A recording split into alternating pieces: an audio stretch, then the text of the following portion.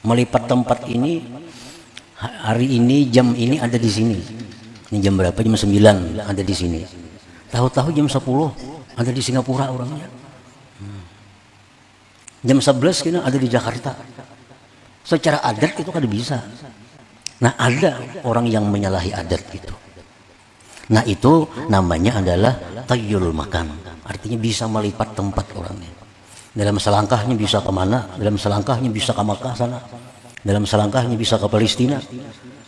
Nah, ini khawarikil adat, menyalahi adat. Bismillahirrahmanirrahim. Asyhadu an la ilaha illallah wahdahu la syarika lahu syahadata man arafa ma'naha. وأشهد أن سيدنا محمدا عبده ورسوله إلى خير أمة وأزكاها اللهم صل وسلم وبارك على سيدنا محمد أفضل الخليقة وأتقاها وعلى آله وصحبه وذريته ومن تبع سنته وتمسك بعراها أما بعد. Salawat dan salam kita haturkan kepada junjungan kita Rasulullah Nabi besar Muhammad sallallahu alaihi wasallam dan kepada seluruh keluarga, para sahabat, zuriat dan para pengikut beliau. Berkata Imam Ahmad Ibni Athaillah As-Sakandari rahimahullah, bahwasanya sebagian daripada khawarikil adat, sebagian dari yang merubik adat atau menyalahi adat, ada yang dinamakan bitayyi dengan tay artinya melipat, menyalahi adat. Ada orang yang kena api kada hangus. Nah, ini namanya adalah menyalahi adat. Ada orang yang bisa berjalan di atas air. Ini namanya menyalahi adat. Kan kalau adat kita tinggalan berjalan di banyu itu. Inya kada no bisa berjalan di banyu. Nah, itu namanya adalah menyalahi adat. Ada orang yang memasak 1 liter, tapi dia bisa memberi makan 1000 orang. Padahal kalau adat 1 liter itu paling-paling 5-6 orang, 10 orang paling banyak. Ini dimasaknya nasi 1 liter, beres 1 liter, jadi nasi bisa orang 1000 memakannya. Nah, ini khawarikul adat, ngarannya menyalahi adat. Dari sekian banyak macamnya yang menyalahi adat itu, ada yang dinamakan juga dengan tay, artinya melipat. Nah, melipat itu imma tayyuz zaman wa imma tayyul makan. Ada yang namanya melipat masa dan ada pula yang melipat tempat. Melipat masa itu contohnya orang misalnya secara adat kalau menjahit 1 lembar baju itu memakan waktu sekian jam. Adat. Atau umpamanya 1 hari itu biasa tukang jahit menjahit baju 3 lembar. Itu adat. Nah, sidin ini kada kalau sehari itu sih kalau 100 lembar menjahit. Kayak apa caranya kada tahu. Cuma sidin bisa melipat waktu itu, melipat masa itu. Nah, ini menyalahi adat. Menyalahi adat. Ada pula yang dinamakan menyalahi melipat tempat. Melipat tempat ini, hari ini jam ini ada di sini. Ini jam berapa? Jam 9 ada di sini. Tahu-tahu jam 10 ada di Singapura orangnya. Jam 11 kena ada di Jakarta. Secara adat itu kan bisa. Nah, ada orang yang menyalahi adat itu. Nah, itu namanya adalah tayyul makan. Artinya bisa melipat tempat orangnya. Dalam selangkahnya bisa kemana? Dalam selangkahnya bisa ke Makkah sana. Dalam selangkahnya bisa ke Palestina. Nah, ini khawarikil adat, menyalahi adat. Wahuma la yutahaqqaqani minal karamat, itu yang melipat masa tadi atau yang melipat tempat tadi, itu keduanya tidak bisa dipastikan karamat. Tidak bisa dipastikan karamat. Idz qad yakunani istidrajan aw sihra, karena terkadang yang demikian itu bisa istidraj, bisa lanjuran dari Allah. Jadi kadang mesti orang nang saat ini ada di sini, tapi menit berikutnya ada di mana? Itu belum tentu orang yang diberi Allah karamat, belum tentu. Karena iblis, contohnya iblis dalam hitungan detik ada di timur dunia, detik berikutnya ada di barat dunia. Iblis orang yang paling terkutuk di sisi Allah Subhanahu wa Ta'ala. Itu kan kada karamat kan? Orang yang bisa berjalan di atas air itu bukan dipastikan itu karamat. Itu bisa lanjuran dari Allah atau bisa berupa sihir. Tapi bisa pula karamat, tapi kada pasti itu karamat. Kalau orang itu bisa melipat jarak dunia, sehingga jarak dunia ini dilipatnya, lalu yang nampak hanya akhirat. Nah, itu bisa dilakukan dengan cara zuhud pada dunia. Artinya, kalau orang itu zuhud pada dunia, nah itu karamat. Itu bukan lanjuran, bukan sihir. Kalau orang yang mampu di dalam dunia ini bersifat dengan sifat zuhud, maka orang itu sudah nyata orang berkaramat. Jadi orang-orang zahidin, orang-orang yang zuhud terhadap dunia, itu orang yang sahibul karamah, itu orang yang punya karamat. Sebab dia bisa melipat dunia ini sehingga dunia itu kada kelihatan, yang tampak baginya hanya akhirat di depan matanya. Nah, para muhibbin rahimakumullah. Nah, itu antara lain yang dimaksud oleh Imam Ahmad Ibnu Athaillah dalam hikmah yang ke-85 ini, bahwa perkara melipat tempat, melipat masa itu bisa dilakukan oleh orang-orang yang dilanjur, bisa dilakukan oleh orang-orang yang diberi karamat, belum tentu. Tapi yang pasti kalau kita bisa melipat dunia sehingga kita bisa melihat akhirat, nah itu karamat. Orang-orang yang tidak dicintai Allah tidak akan bisa melakukan demikian. Para muhibbin rahimakumullah. Jadi artinya bahwa orang yang zuhud pada dunia itu adalah orang yang mampu melipat dunia sehingga dia mempunyai karamah, mempunyai kemuliaan di sisi Allah Subhanahu wa Ta'ala. Bermula pengertian zuhud. Yang dimaksud zuhud itu apa? Sehingga orang yang zuhud itu orang yang punya karamat. Zuhud itu artinya adalah cahaya di dalam hati seorang hamba. Dengan cahaya itu dia mengenali kehinaan dunia ini. Dengan cahaya itu dia melihat kehinaan dunia ini. Dengan cahaya itu dia mengetahui panaknya, hancurnya dunia ini. Dengan cahaya itu dia melihat dunia ini terkutuk di sisi Allah. Dengan cahaya itu dia melihat bahwa mencintai dunia itu pokok dari segala dosa. Maka dia tinggalkan dunia itu dan dia memilih akhirat dan gemar dia pada akhirat. Nah, itu arti zuhud tadi. Jadi kalau ada orang nang tahu kehinaan dunia, panaknya, terkutuknya, tahu bahwa mencintai dunia itu pungkala segala kejahatan, lalu dia tinggalkan dunia, dia pilih akhirat, dia gemar pada akhirat, nah maka orang yang seperti itu orang yang sahibul karamah, orang yang punya karamat, orang yang punya karamat, orang yang punya kemuliaan.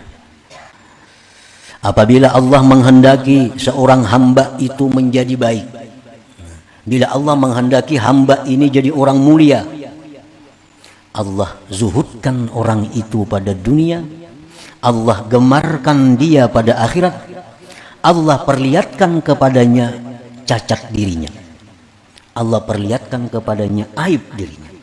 Nah, ini tanda-tanda orang yang hendak diangkat Allah menjadi orang yang sahibul karamah, orang wali artinya.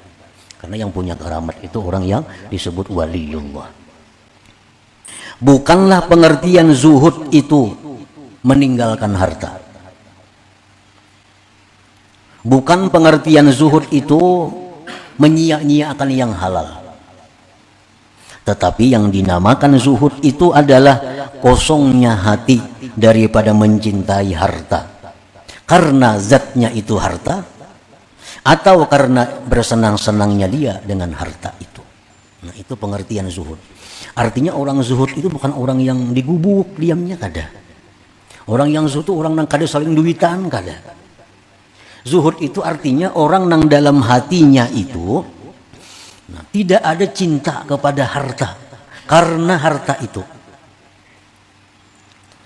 Kan kadang-kadang kita bisa cinta lawan harta karena harta ini duit contohnya. Kita cinta sayang lawan duit dengan sebab kita hendak naik haji. Nah, ini bukan menghilangkan zuhud. Karena kita sayang duit itu karena sedang naik haji. Itu ngarannya kita sayang lawan duit bukan karena duitnya. Nah, ada orang yang sayang dengan duit karena apa? Karena hendak mau ulah masjid. Sayang lawan duit, dikumpulkannya duit. Nah, disayanginya duitnya karena ini hendak membangun masjid. Nah, ini bukan menghilangkan zuhud. Yang menghilangkan zuhud itu adalah orang yang cinta kepada duit karena duit itu. Ini cinta lawan duit, kumpulkannya duit dalam lemari nabi susun. Nabi sukan dilihatnya, senang hatinya. 2-3 hari ini dibukanya, pati bersih, dikontrolnya duitnya, susun, nyaman hatinya. Nah, ini yang dimaksud dengan hubbud dunia. Dia cinta kepada duit karena duit itu. Atau dia cinta kepada duit itu karena duit ini jalan untuk bersenang-senang. Nah, itu menghilangkan zuhud juga. Duit ini dicinta, tapi tujuannya cinta duit itu untuk nyaman bersenang-senang, berpuya-puya, walaupun dengan yang halal. Nah, itu sudah menghilangkan zuhudnya. Nah, jadi pengertian zuhud itu bukan orang yang tidak punya harta, bukan. Tetapi yang dimaksud zuhud itu adalah kosongnya hati daripada mencintai dunia karena zatnya dunia itu, atau karena ingin bersenang-senang dengannya. Nah, ini. Jadi bila dalam hati kita ada ketujuh lawan dunia, karena dunianya itu berarti kita kada punya sifat zuhud. Bila kita cinta dengan dunia karena kita ingin bersenang-senang dengan dunia itu, maka kita tidak punya sifat zuhud. Tidak punya sifat zuhud. Tapi kalau kita cinta kepada harta, karena dengan harta ini aku bisa berbuat segala macam ibadah, nah itu kada menghilangkan zuhud. Kada menghilangkan zuhud. Para muhibbin rahimakumullah, Rasulullah sallallahu alaihi wasallam bersabda, zuhud pada dunia itu, ujar Nabi kita, bukan mengharamkan yang halal. Zuhud pada dunia itu bukan mengharamkan yang halal. Kalau hendak makan yang bagus-bagus, kalau hendak makan yang nyaman-nyaman, kalau hendak guring betilam, bukan itu pengertian zuhud. Bukan pula menyia-nyiakan harta. Tetapi zuhud pada dunia itu artinya bahwa adalah sesuatu yang di sisi Allah lebih engkau percayai dari sesuatu yang ada di tangan engkau. Satu itu. Sesuatu yang ada di sisi Allah lebih engkau percayai dari yang ada di tangan kita. Artinya apa? Artinya orang zuhud itu pertama adalah pemurah. Pemurah. Karena harta-harta yang kita berikan di jalan Allah, itulah harta kita. Sudah kita titipkan di sisi Allah. Nah, kita hari ini bersedekah 10.000, itulah sudah harta kita yang tersimpan di sisi Allah. Kita semalam bersedekah 100.000, itulah harta kita yang tersimpan di sisi Allah. Nah, yang tersimpan di sisi Allah itu lebih kita percayai, lebih kita pegang dari apa yang tersisa di tangan kita di dunia ini. Nah, itu pertama zuhud seperti itu. Jadi orang zuhud itu artinya dia terhadap harta-harta yang masih ada di tangannya itu belum ada rasa memiliki. Yang dia anggap miliknya adalah yang sudah dia dahulukan kepada Allah. Yang dia wakafkan, yang dia hadiahkan, yang dia sedekahkan, itulah yang dia pegang. Nah, satu. Yang kedua, ujar Nabi, zuhud itu adalah andai kata harta yang dia miliki itu dapat musibah, maka pahala musibah itu lebih dia senangi daripada harta itu sendiri. Nah itu, kita bisa harta nih, bisa harta karena musibah, harta kita berkurang atau habis, kan berpahala tuh, musibah itu pasti berpahala. Nah lalu pahala itu lebih kita senangi daripada kekalnya harta itu. Bila hati kita bisa demikian, berarti kita punya sifat zuhud. Nah, jadi keterangan Nabi tadi ada dua macam syaratnya zuhud itu. Pertama, yang ada di sisi Allah itu lebih kita percayai, lebih kita pegang dari yang masih ada di tangan kita. Satu. Yang kedua, harta-harta kita yang ada ini andai kata dapat musibah, pahala musibah lebih kita sukai daripada harta itu andai kata dia masih ada. Nah, para muhibbin rahimakumullah. Nah, jadi kalau kita bisa demikian, kita bersifat zuhud. Bila kita bersifat zuhud, kita sahibul karamah. Kita orang yang punya karamat. Artinya kita waliullah, kita menjadi walinya Allah Subhanahu wa ta'ala. Jadinya dapat bencana, musibah hartanya, nggak ada apa-apa. Kalau ada sampai yang hajat supaya dapat, kadada. Kadada. Kenapa? Karena dia menganggap pahalanya lebih baik daripada harta yang ada itu. Nah, itu orang zuhud macam itu. Orang banyak berilmu, orang banyak wirid, belum tentu ada cahaya. Hanya saja menunjukkan atasnya itu zuhudnya pada dunia. Nah, kalau orang itu bersifat zuhud, berarti orang itu punya cahaya. Orang itu punya cahaya. Dengan zuhud inilah amal kita menjadi baik, keadaan kita menjadi bagus. Kada sulit. Ikhlas contohnya. Ikhlas itu sulit bagi orang-orang yang hubud dunia.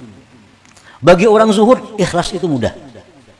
Kenapa? Karena orang zuhud ini kada ada kepentingan dengan dunia. Kepentingannya hanya akhirat. Jadi orang zuhud ini kalau bersedekah, inya ikhlas. Kalau sembahyang, inya ikhlas. Berbuat kebaikan, inya ikhlas. Kenapa? Karena orang zuhud ini kada memandang lagi dunia ini. Kan riya itu memandang dunia. Riya itu hendak minta puji, hendak minta upah, itu riya. Berarti ada kepentingan dunia. Nah, kita sulit ikhlas kalau kita kada bersifat zuhud. Dengan zuhud tahsunul amal, amal jadi baik. Khusyuk dalam beribadah, khusyuk membaca Quran, khusyuk membaca salawat, khusyuk sembahyang. Zuhud mudah. Kenapa? Karena yang mengganggu sembahyang kita, zikir kita, hati kita, pikirannya ke dunia. Kenapa kita sembahyang kada khusyuk? Mikirakan pasar, mikirakan kebun, mikirakan di rumah, macam-macam. Itu nang maulah kada khusyuk. Nah, orang-orang yang zuhud pikirannya kada ada lagi dunia, pikirannya akhirat depan matanya. Dengan demikian khusyuk menjadi mudah baginya. Nah, semuaan jadi mudah, segala amal kebaikan menjadi mudah dengan sebab zuhud tadi. Kayak apa mengetahui kita ini cinta dunia ataukah kita ini zuhud? Mengetahuinya, nah, bila mengutamakan dunia atas akhirat berarti kita cinta dunia. Bila kita mengutamakan dunia atas akhirat berarti kita cinta dunia. Barang siapa yang meninggalkan kewajiban atau meninggalkan perkara yang sunat atau perkara yang utama karena sibuk dengan dunia, bahwa muhibbud dunia, maka dia berarti pecinta dunia. Orang mencari harta hakun taliwat sembahyang, berarti ini orang muhibbud dunia. Orang mencari harta hakun kada baca wirid-wirid tiap malam, biasa tabarak yasin malam, surah-surah nang baik, waqiah, surah duhan malam. Karena ini urusan dunia, wirid kada baca. Ini orang meninggalkan nang sunat untuk mengejar dunia, berarti dia muhibbud dunia. Kadang alih kada mengetahui diri kita ini cinta apa. Bila kita cinta dunia, kita bakal sakit. Kenapa? Kacang terpisah. Dan itu akal kita sudah bisa membaca. Sesuatu yang dicintai bila terpisah bakal sakit. Sesuatu yang dicintai bila terpisah bakal sakit. Nah, orang yang mencintai dunia itu orang yang sakit matinya. Kenapa? Karena dia berpisah dengan yang dicintainya. Nah, berpisah dengan yang dicintainya. Orang kehilangan sepeda motor dia sakit hati.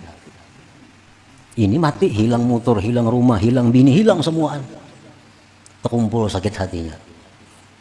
Nah jadi tandanya itu bila kita hakun meninggalkan yang baik-baik, yang wajib, kita meninggalkan yang sunat-sunat untuk urusan dunia, berarti kita muhibbud dunia ngarannya. Orang yang cinta dunia. Bila cinta dunia, sembahyang kada mau khusyuk. Bersedekah kada mau ikhlas. Kenapa? Karena dia cinta dunia. Nah bila bersedekah, minta puji, minta hargai. Nah, itu tuh karena dia mencintai dunia. Lain orang zuhud dia cinta akhirat, bersedekah dia mengharap pahala di sisi Allah, kada mengharap pujian. Nah para muhibbin rahimakumullah, jadi hikmah yang ke-85 ini adalah menerangkan bahwa orang yang bisa terbang, orang yang bisa berjalan di atas air, orang yang bisa berada di berbagai tempat, itu belum tentu orang yang dimuliakan oleh Allah. Tetapi kalau orang yang sudah punya sifat zuhud pada dunia, itu jelas pasti dia orang yang mulia di sisi Allah subhanahu wa ta'ala. Walaupun dia kada bisa terbang, walaupun dia kada bisa jalan di air, walaupun dia kada bisa kemana-mana dalam waktu yang singkat, tapi dia bersifat zuhud, maka ini orang mulia, orang yang dimuliakan Allah subhanahu wa ta'ala. Orangnya zuhud, ini diberi Tuhan zuhud saja. Yang berjalan di banyu kada diberi Tuhan, berada di berbagai macam tempat kada diberi Tuhan, tapi diberi Tuhannya zuhud. Nah itu lebih baik daripada Allah memberi yang lain-lainnya kepada orang lain. Karena dengan zuhud itu dipastikan bahwa itu karamat dari Allah subhanahu wa ta'ala. Ya hadratin Nabi sallallahu alaihi wasallam, al-Fatihah. Iyyaka na'budu wa iyyaka nasta'in.